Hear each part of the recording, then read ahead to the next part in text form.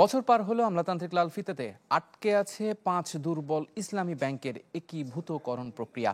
এছাড়া উপদেষ্টা পরিষদে এই বিষয়টি অনুমোদন হলেও অর্থের অভাবে আটকে আছে ব্যাংকগুলোতে প্রশাসক নিয়োগও।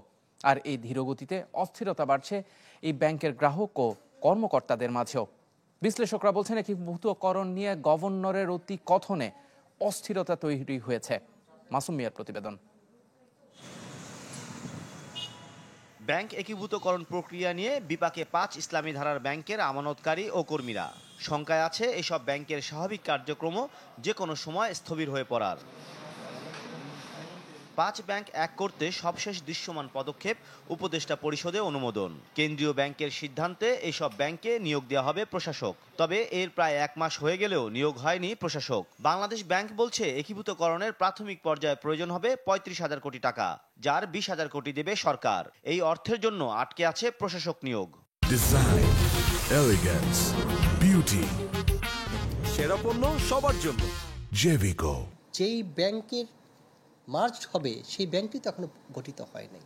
ওটা গঠিত হয়ে গেলে তাদের অ্যাকাউন্ট, একটা কারেন্ট অ্যাকাউন্ট মেনটেন করতে হয় জানেন তো সব ব্যাংকের, বাংলাদেশ ব্যাংকের সাথে।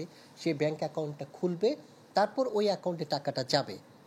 আমাদের প্রশাসক টিম সেই ঘটনাগুলো সুসম্পন্ন হলেই প্রশাসক টিম যেতে চাচ্ছে।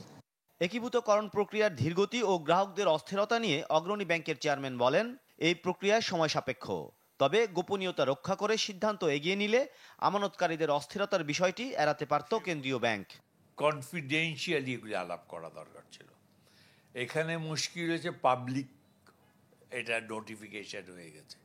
পাবলিক নোটিফিকেশন যখনই হবে, পাবলিক কিন্তু চিন্তা করবে 1 মাস 2 মাস 3 মাসের কথাই চিন্তা করে, শর্ট টার্ম। তারা কিন্তু কোনোদিনও 12 মাসও চিন্তা করবে না। তো এইটা এই যে যারা পলিসি মেকার তাদের এটা মনে রাখতে হবে।